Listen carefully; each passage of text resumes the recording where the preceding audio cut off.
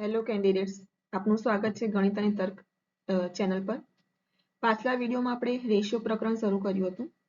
તેમાં આપણે થોડાક બેઝિક ઉદાહરણો જોયા હતા. હવે આ વિડીયોમાં જ આપણે રેશિયોના થોડાક એડવાન્સ લેવલના ઉદાહરણો જોઈશું.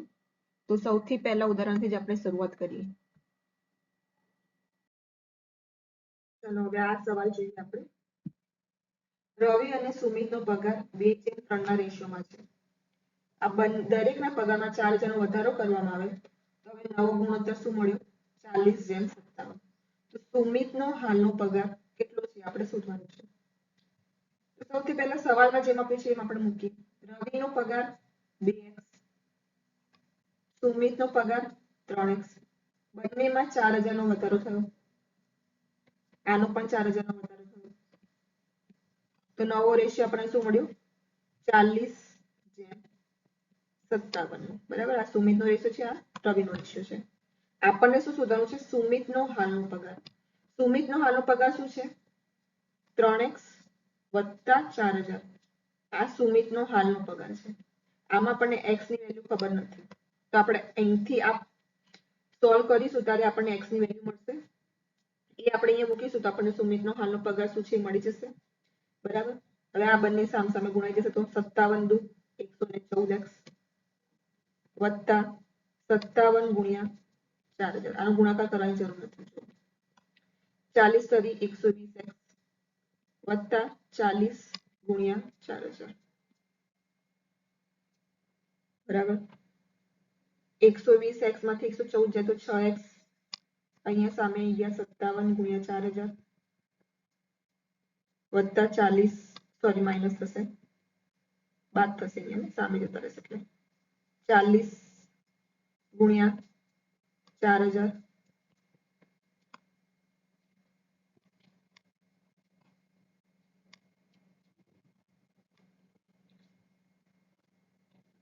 હવે આ બંનેમાંથી જુઓ શું કોમન નીકળે છે. 4,000 કોમન છે તો 4,000 આપણે કોમન કાઢી લીધા અને કૌંસમાં શું થઈ ગયા? 57 - 40 બરાબર 6x. સમજાયું? આપણે કેમ ગુણાકાર ના કર્યો? કારણ કે આ રીતે આપણે ગુણાકાર કરીએ એમાં ટાઈમ વધારે તમારો વેસ્ટ છે. એના કરતા આપણે આ પ્રમાણે સોલ્વ કરીશું. હવે 4,000 × 17 ભાગ્યા 6. આ શું આવી ગઈ? x ની વેલ્યુ મળી ગઈ આપણને. હવે આને પણ એ સોલ્વ કરવાની જરૂર નથી, ડાયરેક્ટ આપણે x ની વેલ્યુ પહેલા મૂકી દઈશું તો આપણને જવાબ મળી જશે 3x કેટલા થશે? 4,000 × 17 ભાગ્યા 6 વત્તા 4,000. આ સુમિતનો હાલનો પગાર છે. આ આપણે જોયું હતું ને સવાલ આગળ. તો આ શું થઈ ગયું? 3 દુ 6, 2 દુ 4, 17 દુ 34, 34,000 વત્તા 4,000 એટલે કે થયા 38,000. એટલે સુમિતનો હાલનો પગાર શું આવશે? 38,000. ઠીક છે. ચાલો આગળનો સવાલ જોઈએ. હવે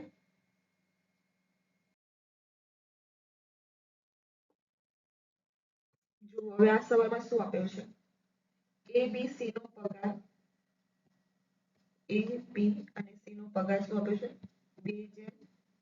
2:3:5 નો ગુણોત્તરમાં છે.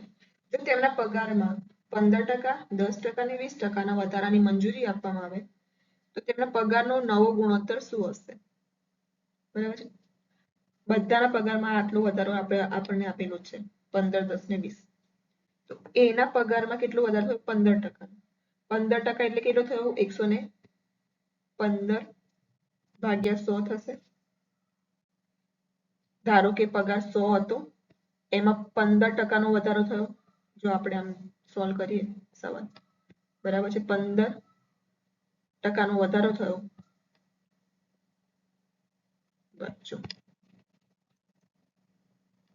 ધારો કે એનો પગાર શું છે? 100 છે. એમાં 15% નો વધારો થયો. 15% એટલે 15 ભાગ્યા 100 કરીએ આપણે.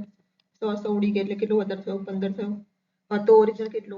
100 વત્તા 15 રૂપિયાનો વધારો એટલે 115 નો વધારો થયો છે. બરાબર. એ આપણે ડાયરેક્ટ અહીંયા સીધું મૂકી દીધું 115 નો વધારો. હજી આ ટકાવારી જે પ્રકરણ ભણીશું એમાં વધારે ક્લિયર થતું જશે.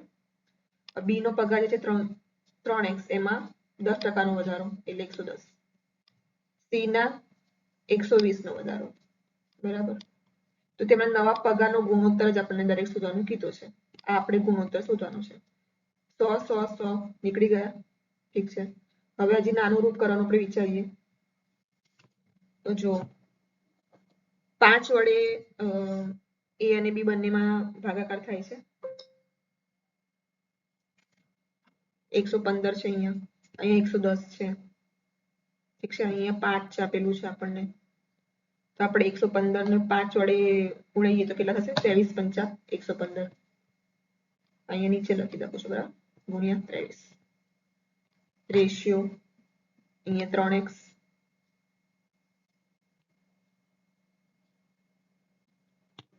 બાવીસ પંચા 110, 5x, સોરી 5 તો નીકળી ગયા, બરાબર. 5 વડે આપણે બધાને પદ એ કર્યા, x ગુણ્યા 129. હજી કેટલા વડે જઈ શકે છે? 2 વડે જઈ શકે છે. 2 નીકળી ગયા. 11 દુ 22, 60 દુ 120. x તો નીકળી જ ગયા છે હવે. એટલે અહીંયા કેટલો રેશિયો આવ્યો? 23. અહીંયા કેટલા હતા? 11 તરી 33. અને અહીં કેટલા આવ્યો? 60. એટલે જે નવો રેશિયો આવ્યો અને પગારનો વધારા પછી એ શું મળ્યું આપણને? 23:33:60. ઠીક છે. તો આ આપણો જવાબ છે. ચલો હવે નેક્સ્ટ સવાલ જોઈએ.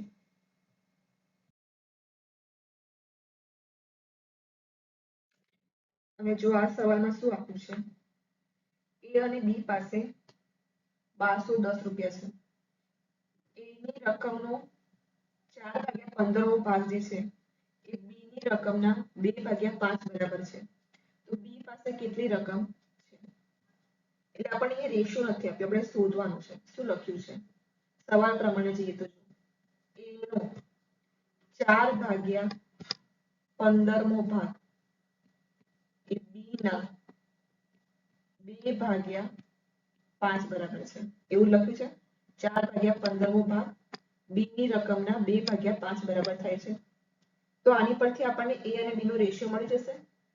a ભાગ્યા b કરીએ બરાબર 2/5. 15 ઉપર જશે, નીચે 4, 5 તરી 15, 2 દુ 4. એટલે a જેમ b નો રેશિયો શું થયો? સોરી 3:2. આપણને મળ્યો છે 3:2 નો રેશિયો આવી ગયો. હવે આપણે શું શોધવાનું છે? બી પાસે કેટલી રકમ હશે? તો બી પાસે કેટલી રકમ હશે? 2 ગુણ્યા 1210 ભાગ્યા 5. 3 ને 2 5. 5 વડે 1210 ને ભાગાકાર કરીશું તો કેટલા થશે? 5 દુ 10, 5 24 ને 242. બરાબર છે. 5 વડે અને 1210 242 થાય છે. હવે 242 ગુણ્યા 2 કેટલા થાય? 484.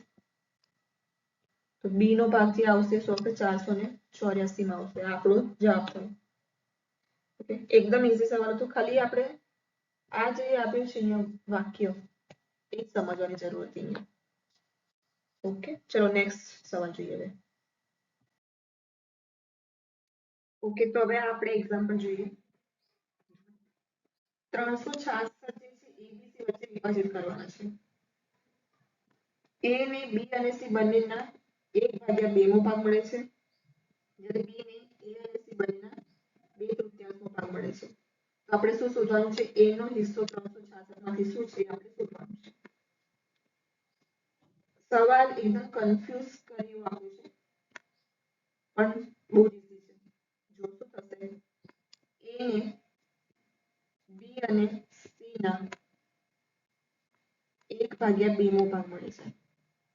લખ્યું છે બંનેનું ટોટલ બંનેનું અહીંયા સમજવાની છે. બંનેના એટલે બી વત્તા સી ના 1/2 ભાગ મળે છે.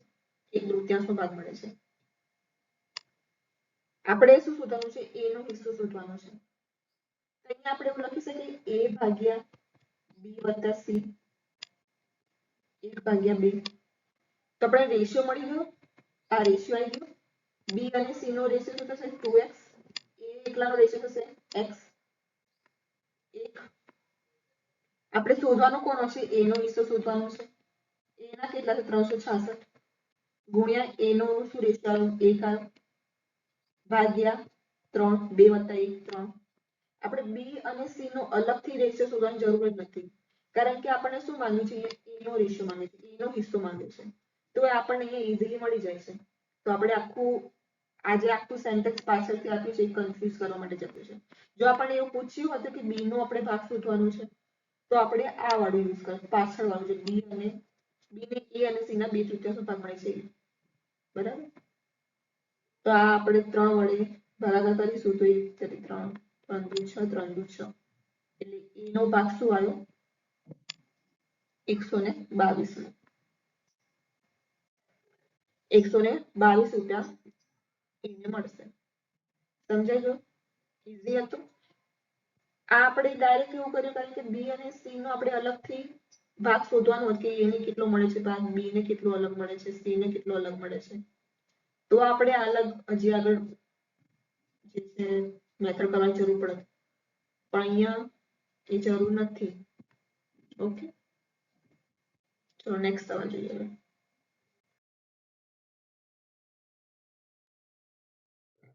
જો હવે આ સવાલમાં શું આપ્યું છે એ અને બી આવકનો ગુણોત્તર આપ્યો છે આપણને. આવક ધારો કે x છે ગુણોત્તર કેટલો આપ્યો છે 5:4 એટલે આ શું થયું 5x અને 4x થઈ ગયા. ખર્ચનો ગુણોત્તર આપણને આપ્યો છે ખર્ચ ધારો કે y 3:2 છે 3y અને 2y થઈ ગયા. જો વર્ષના અંતે દરેક વ્યક્તિ રૂપિયા 1600 બચત કરે છે તો એની આવક આપણે શોધવાની છે બરાબર. બંને શું કરે છે 1600 રૂપિયા બચત કરે છે આ પણ 1600 બચાવે છે અને બી પણ 1600 બચાવે છે. તો સૂત્ર આ રીતે આપણે લખી શકીએ આને 5x ખર્ચ આવક છે સોરી એમાંથી 3y ખર્ચ બાદ થયો તો બચાયા કેટલા 1600. એવી રીતે બી નું લખી શકીએ 4x આવક ખર્ચ 2y બાદ કરીએ તો 1600 આપણને મળ્યા. હવે આને આપણે સોલ્વ કરીએ આ ઇક્વેશનને તો આને આપણે કેટલા વડે ગુણીશું 2 વડે આને ગુણીએ 3 વડે 2 વડે ગુણીએ તો કેટલા થશે 10x - 6y બરાબર 16 × 2 = 3200 અને 3 વડે ગુણીએ 4 × 3 = 12x - 6y બરાબર 4800. 6y જતા રહ્યા 48 માંથી 32 જાય તો કેટલા થશે 1600 સોરી હા 1600 અને આ કેટલા આવશે 2 બરાબર 1600 એટલે x ની કિંમત કેટલી મળી 800 મળી. y a ની આવક કેટલી છે 5x છે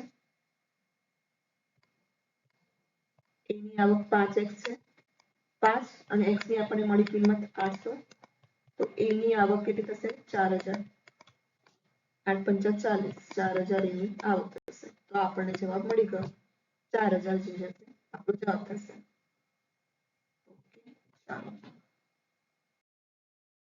ઓકે તો આ સાથે જ આપણે આજનો આ વિડિયો અહીંયા પૂરો કરીએ છીએ. જો તમને આ વિડિયો ગમ્યો હોય તો લાઈક શેર અને સબસ્ક્રાઇબ જરૂરથી કરજો. Thank you.